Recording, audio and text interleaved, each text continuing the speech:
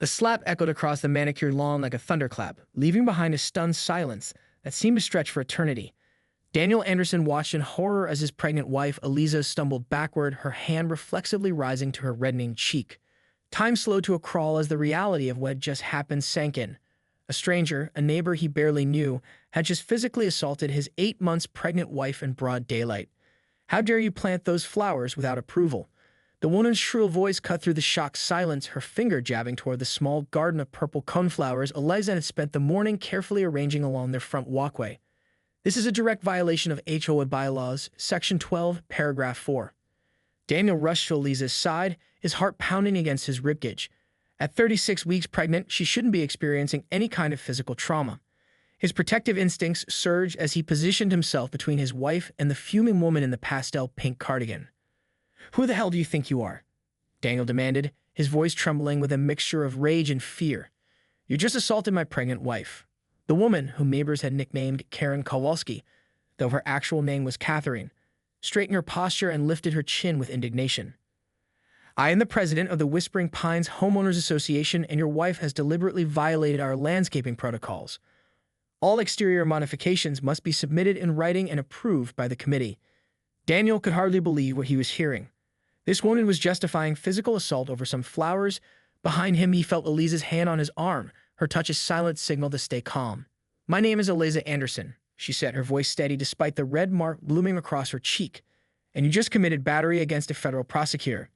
Catherine's face flickered with something, uncertainty perhaps, but it quickly hardened back into righteous indignation. "Is that supposed to scare me? I don't care if you're the Queen of England. Rules are rules, and you broke them." What Catherine didn't know, what none of their neighbors knew, was that Eliza Anderson wasn't just any federal prosecutor. She specialized in civil rights violations and had spent the last decade building a reputation as one of the Department of Justice's most formidable attorneys. The Andersons had moved to Whispering Pines 3 months ago, seeking suburban tranquility before their baby arrived, deliberately keeping a low profile. "I want those flowers removed by sundown," Catherine declared, turning on her heel, "and expect a formal citation in your mailbox tomorrow morning." As Catherine stalked away, Daniel turned to his wife, his hands gently cradling her face. "Are you okay? The baby?" Eliza placed her hand over her swollen belly.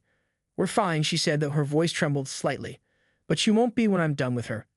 A small crowd of neighbors had gathered at a distance, pretending to water plants or check mail, while stealing glances at the commotion. Daniel recognized a few faces, the friendly couple from across the street, the retired teacher next door, all watching with expressions ranging from shock to morbid curiosity. "Should we call the police?" Daniel asked, his phone already in hand. Eliza's eyes never left Catherine's retreating back. The initial shock had worn off, replaced by something Daniel recognized all too well, the calculated focus his wife adopted when building a case. "Not yet," she said quietly.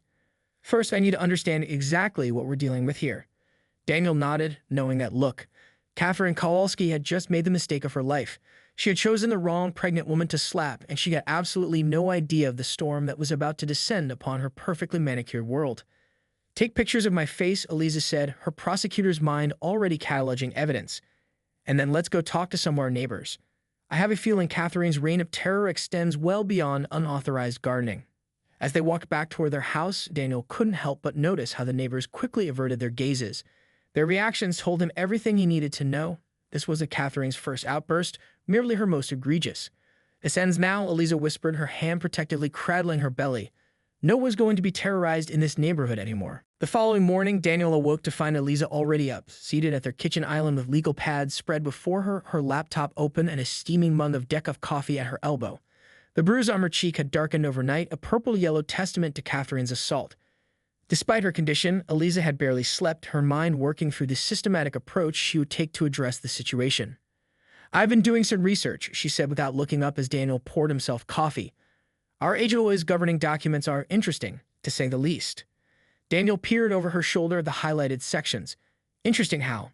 They've been amended 27 times in the past 3 years, each time granting the board, and specifically the president, more unilateral power." Eliza tapped her pen against a particularly concerning paragraph. "This clause essentially gives Catherine the authority to issue fines without board approval. And this one," she flipped to another page, "allows her to place liens on properties for unpaid fines after just 30 days. "Is that even legal?" Daniel asked, settling into the chair beside her. "Barely. It's in a gray area that exploits gaps in state regulations. Eliza's expression was focused, reminiscent of her preparation for high-profile cases. But the bylaws aren't our only problem. She pulled up a spreadsheet she created overnight. It contained names, dates, and incident descriptions, and results of her conversations with neighbors the previous evening. After the slap, several had approached them privately, sharing their own stories of intimidation and harassment. The Patels were fined $500 for hanging wind chimes. The Rodriguezes were threatened with eviction for having their grandchildren stay longer than 2 weeks. Mrs. Wilson, the widow on Cedar Lane, had her memorial garden for her late husband ripped out while she was at a doctor's appointment. Daniel scrolled through the list, his disgust growing. This is beyond petty HOA nonsense. This is systematic harassment. Exactly. Eliza placed her hand over her belly, feeling a kick. And there's a pattern to who gets targeted, primarily newcomers and minorities. As they were discussing their findings, the doorbell rang. Daniel opened the door to find a young man in khaki shorts and a polo shirt bearing the Whispering Pines HOA logo. "Citation for Mr. and Mrs. Anderson," he said, handing over an official-looking envelope. He glanced nervously at Eliza's bruised face before quickly looking away. "This requires immediate attention." Eliza approached the door. "You work directly with Catherine?" The young man, Jeremy, according to his name tag, shifted uncomfortably. "Yes, ma'am. I'm the community coordinator." "And have you witnessed other incidents involving Mrs. Kowalski?" Eliza's tone was gentle but probing. Jeremy's eyes darted to the street, checking if anyone was watching. "I can't really comment on that." "Jeremy," Eliza said, "I'm a federal prosecutor specializing in civil rights cases. If you've witnessed illegal behavior and are concerned about your position, there are whistleblower protections available." Color drained from Jeremy's face. She's very passionate about community standards. "My card," Eliza handed him her Department of Justice business card. "If you decide you have something to share, call me directly." After Jeremy left, Daniel opened the citation. A $750 fine for unauthorized landscaping, with a demand that the flowers be removed immediately and the soil returned to its original state. Additionally, they were being charged a $250 administrative fee for the violation notice. $1,000 for planting native flowers? Daniel was incredulous. This is extortion. Eliza was already on her phone, scrolling through state regulations. It's also a violation of our state's Native Plant Protection Act, which specifically overrides HOA restrictions on certain protected species. Those coneflowers are on the list. Later that afternoon, as Eliza was documenting her injury with photographs for potential legal proceedings, a text message arrived from an unknown number. "Mrs. Anderson, this is Jeremy. There are things you should know. Can we meet somewhere private?" Before Eliza could respond, Daniel called her to the window. Catherine Kowalski was marching up their driveway with 2 men carrying shovels. "What now?" Daniel muttered, heading for the front door. Eliza placed a restraining hand on his arm. "Let me handle this, and start recording." She stepped outside, one hand protectively over her belly, the other holding her phone, which was already recording. "Mrs. Kowalski," she called out calmly, "you are currently trespassing on private property. I must ask you and your associates to leave immediately." Catherine's face reddened. "We are here on official HOA business to remove the unauthorized plantings as stipulated in the citation delivered this morning." "You have no legal authority to enter our property without permission," Eliza replied, her voice steady but firm. "Furthermore, your citation is in direct violation of state law protecting native species. I suggest you consult with your attorney before taking any further action." "I don't need an attorney to enforce our bylaws," Catherine snapped, gesturing for the men to proceed. Section 8 gives the board access rights for covenant enforcement. Section 8 requires 48 hours written notice except in emergencies, Eliza countered without missing a beat. "Unless you consider flowers an emergency." The men with shovels exchanged uncomfortable glances, clearly sensing they were in the middle of something beyond their pay grade. Additionally, Eliza continued, holding up her phone, "I'm documenting this encounter in light of yesterday's assault, for which I've filed a police report and obtained a temporary restraining order." This wasn't true, yet, but Eliza knew how to control a confrontation. Catherine's confident demeanor faltered slightly. "Assault? I was defending community standards. You can't possibly." "The law defines assault and battery quite clearly, regardless of your motivation," Eliza interrupted. "Now I suggest you leave before you compound your legal problems." For a moment, it seemed Catherine might escalate the situation further, but something in Eliza's calm, professional demeanor. The small cornered table at Brune Awakening, a cafe 10 miles from Whispering Pines, offered the privacy Eliza needed for her meeting with Jeremy. Daniel sat at a nearby table, pretending to work on his laptop while actually keeping watch. After Catherine's confrontation the previous day, they weren't taking any chances. Jeremy arrived looking nervous, constantly glancing over his shoulder as he slid into the seat across from Eliza. Dark circles under his eyes suggested he hadn't slept well. "Thank you for meeting me," Eliza said, sliding a cup of coffee toward him. "I appreciate your willingness to talk." Jeremy's hands trembled slightly as he reached for the cup. "I could lose my job for this." "I understand the risk you're taking," Eliza replied calmly. "But if what you suspect is happening is true, there are serious legal implications that go beyond HOA politics." Jeremy pulled a USB drive from his pocket and placed it on the table between them. 3 years of financial records, the official ones that homeowners see, and the real ones that Catherine keeps on her private computer. "How did you get access to her private records?" Eliza asked, her prosecutor's instincts immediately concerned about chain of evidence. "I'm also her personal assistant. She has me back up her files weekly." He looked down. "She doesn't realize I understand what I'm seeing. Before this job, I was an accounting major." Eliza carefully took the drive. "What made you decide to come forward now?" Jeremy's expression hardened. "I saw what she did to you." "It's not the first time she's gotten physical, but," he gestured to Eliza's pregnant belly, "this crossed a line even for her." For the next hour, Jeremy outlined a troubling pattern of behavior. Catherine had systematically targeted certain homeowners with excessive fines, particularly new residents and families of color. The money collected, over $180,000 in the past year alone, was only partially reported in the HOA's official accounts. The rest disappeared into what Catherine called administrative costs, but seemed to actually fund everything from her luxury car lease to her recent kitchen renovation. "The board members?" Eliza asked. Either complicit or intimidated into silence. 2 tried to question the accounting last year. One suddenly moved away after a series of anonymous complaints about their property. The other had their job mysteriously contacted about concerns regarding your character. As Jeremy continued sharing details, Daniel joined them, his expression grave. "You need to see this," he said, turning his tablet toward Eliza. On the screen was a community email from Catherine to all Whispering Pines residents. It featured a photo of their home with the coneflowers circled in red, alongside inflammatory language about residents who believe rules don't apply to them and threats to property values. Most disturbingly, it included a carefully cropped photo of Eliza's bruised face, presented with the caption, "When confronted about violations, some residents become hysterical and injure themselves, then make false accusations." Eliza's eyes widened. "She's getting desperate." "There's more," Daniel scrolled down. "She's called an emergency HOA meeting tomorrow night to discuss strengthening enforcement procedures and addressing false accusations against board members." Jeremy paled. That's her playbook. Create a public spectacle, rally support, then push through whenever she wants while everyone's emotional. Eliza considered this development. "She's trying to control the narrative before we can act." "What are you going to do?" Jeremy asked. "Attend the meeting," Eliza replied, a plan already forming. "But first, I need to make a few calls." After Jeremy left, Daniel turned to his wife. "You're not seriously planning to confront her at that meeting in your condition?" Eliza's hand rested on her belly. "This isn't just about us anymore, Daniel.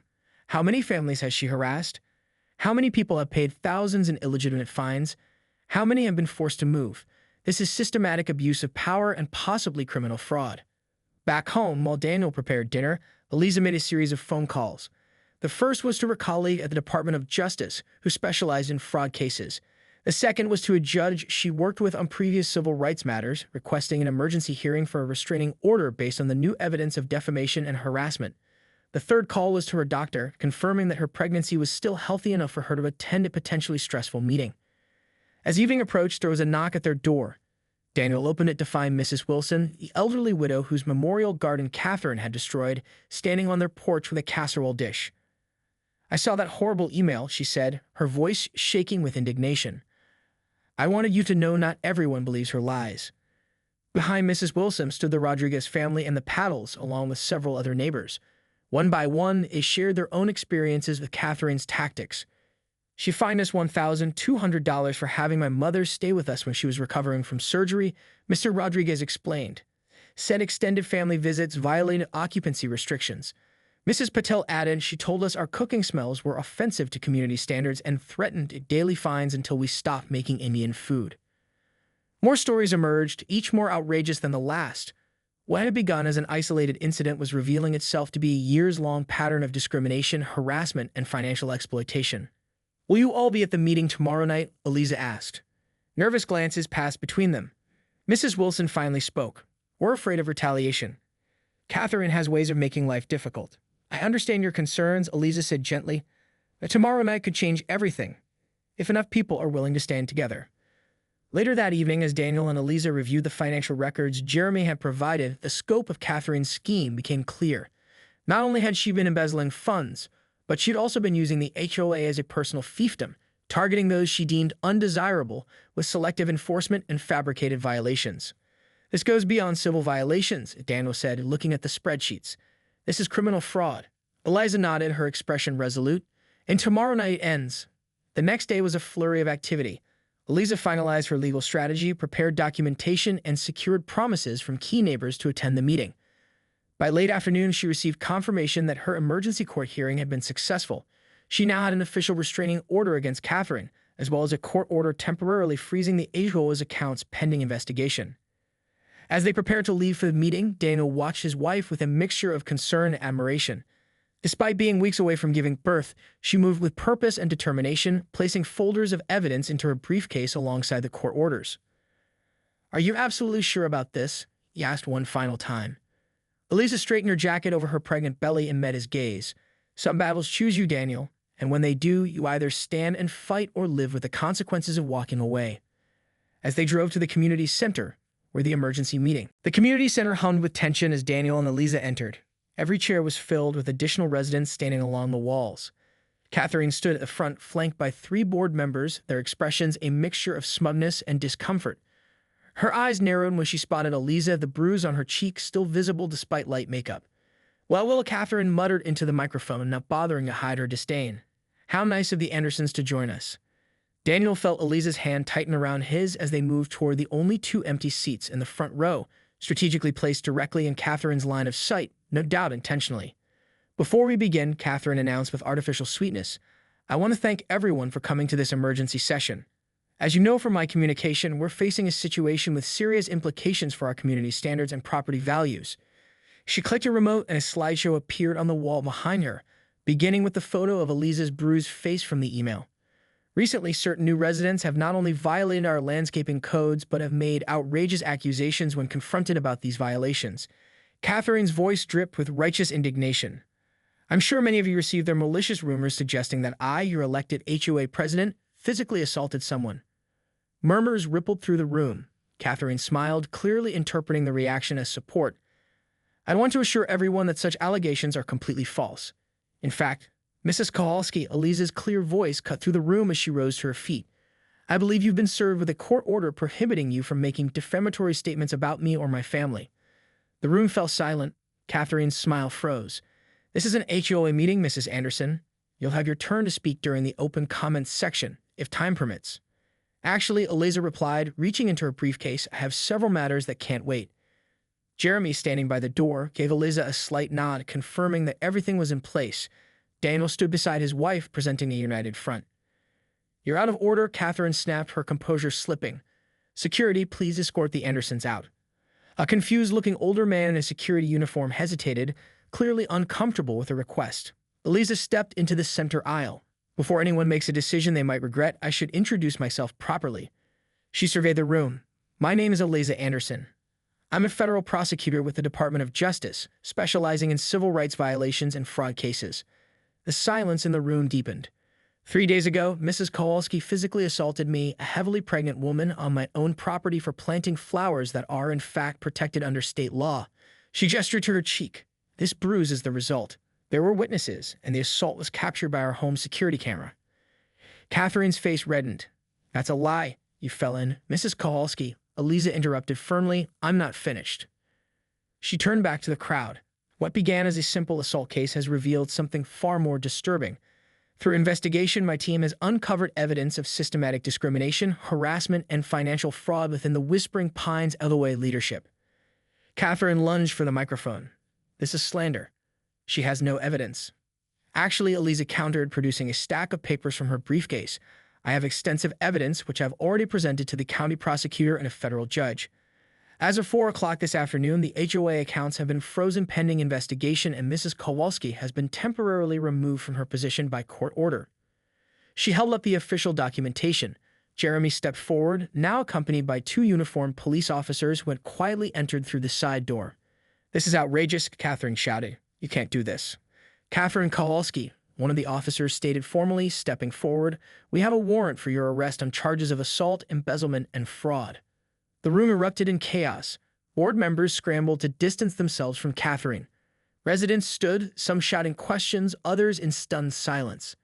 Daniel helped Eliza to a chair as the officers approached Catherine, whose face had drained of color.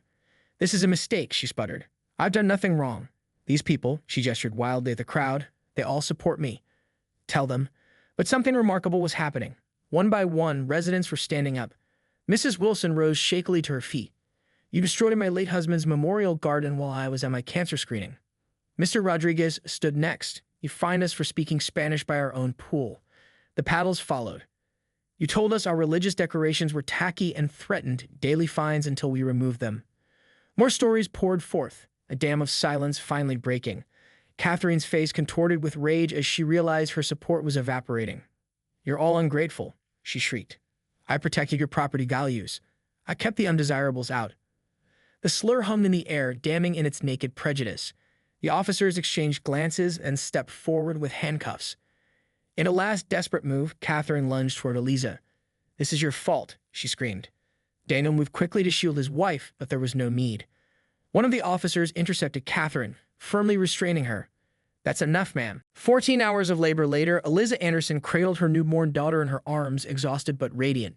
Daniel sat on the edge of the hospital bed, his eyes never leaving the tiny face of Olivia Justice Anderson, the name they'd chosen in the quiet moments between contractions. "She has your determination," Daniel whispered, gently stroking the baby's dark hair. "Decided to come 2 weeks early, right after the biggest confrontation of the year." Eliza smiled. "Good timing. Now we can focus completely on her." A soft knock at the door interrupted their moment. Mrs. Wilson peeked in, holding a bouquet of purple coneflowers, the very same variety that had sparked the entire conflict. "Is it all right to come in?" she asked hesitantly.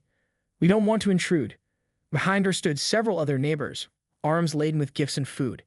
Daniel waved them in, moved by the unexpected show of community support. "We wanted to meet the newest resident of Whispering Pines," Mrs. Wilson said, placing the flowers on the windowsill, "and to update you on what's happened since last night." As they gathered around, taking turns admiring baby Olivia, Mr. Rodriguez explained the developments. The interim board had already begun reviewing HOA records, discovering that Catherine's misconduct went back much further than they'd initially thought. "The state attorney's office has expanded their investigation," he reported. "Turns out Whispering Pines wasn't her first HOA. She's done this in 3 other communities over the past decade." Mrs. Patel added they found offshore accounts with nearly $500,000, all traced back to excessive fines and special assessments from various HOAs. Daniel and Eliza exchanged glances. What had begun as a personal assault case had unraveled a pattern of organized fraud that spanned multiple communities and years. "There's more," Jeremy said, stepping forward. He'd been standing quietly near the door, still processing his role in bringing down his former employer. "The district attorney wants your testimony once you're recovered, but they have enough evidence to proceed without rushing you." Eliza nodded, grateful for the consideration. "What about the other board members?" 2 were cooperating with investigators, Mrs. Wilson explained, claiming they were intimidated into silence. The third, Catherine's closest ally, is also under arrest for conspiracy and financial crimes. As the neighbors shared more updates, a nurse entered to check on Eliza and Olivia. Seeing the crowd, she raised an eyebrow. "Family?" she asked. Before Daniel could explain, Mrs. Wilson answered without hesitation. "Yes, community family." The word hummed in the air, filling the room with unexpected emotion. These people, who had been strangers just days ago, had been through a crucible together and emerged connected in ways they hadn't anticipated. After the visitors left, promising to check in on them once they returned home, Daniel and Eliza had a moment alone with their daughter. "I never expected we'd find community this way," Daniel admitted. "When we moved to Whispering Pines, I thought we were just buying a house. Now it feels like we've helped build something more." Eliza adjusted Olivia in her arms. "Sometimes justice is about more than prosecuting wrongdoing. It's about creating space for something better to grow." 2 days later, they'd brought Olivia home to a transformed Whispering Pines. The community that had seemed so cold and regulated had blossomed with activity. Children played in front yards. Neighbors chatted across driveways. Gardens sprouted with diverse plants that had previously been banned under Catherine's restrictive aesthetic rules. At their own home, they found their front yard had been replanted and expanded. The common flowers remained, but they were now surrounded by a carefully designed native garden with a small placard reading, "The Olivia Justice Garden, where new things grow." Mrs. Wilson, now serving as interim HOA president, had already implemented emergency changes. Excessive fines were suspended pending review. Discriminatory policies were struck down. A community forum was established where residents could voice concerns without fear of retaliation. In the following weeks, as Eliza adjusted to motherhood and recovered from childbirth, their home became an unofficial community center. Neighbors dropped by with meals, parenting advice, and updates on the ongoing legal proceedings against Catherine. The preliminary hearing was scheduled for the following month. Catherine had hired an expensive defense attorney, but the evidence against her was overwhelming. 3 former HOA communities had come forward with similar allegations, creating a pattern that would be difficult to dispute. On a warm Saturday afternoon, as Daniel and Eliza sat on their porch with 6-week-old Olivia, they spotted a familiar car pulling into their driveway. Jeremy stepped out, looking more confident than they'd ever seen him. "I have news," he announced, accepting the glass of lemonade Daniel offered. The DA has offered Catherine a plea deal, 20 years for multiple counts of fraud, embezzlement, assault, and civil rights violations. "Will she take it?" Eliza asked, gently rocking Olivia. "Her lawyer is pushing for it," Jeremy replied. "But she's still claiming innocence, saying she was just maintaining standards." Daniel shook his head. "Some people never see their own wrongdoing, even when it's laid out in front of them." "There's something else," Jeremy continued, his expression brightening. "Remember how I mentioned I was an accounting major? The new HOA board has offered me a position as financial oversight manager. Basically, I'll be ensuring nothing like this ever happens again." "That's wonderful," Eliza exclaimed. "You deserve it after everything you risked to expose the truth." As they chatted, more neighbors arrived for what had become a regular weekend gathering. The Rodriguez grandchildren played tag across several connected lawns. Mrs. Patel brought her famous samosas, now enjoyed throughout the neighborhood rather than being subject to complaints about offensive smells. Mrs. Wilson joined them on the porch, settling into a rocking chair across from Eliza. "The county prosecutor called today," she informed them. "They're using our case as a model for investigating other HOAs with suspicious patterns of fines and foreclosures. Apparently, this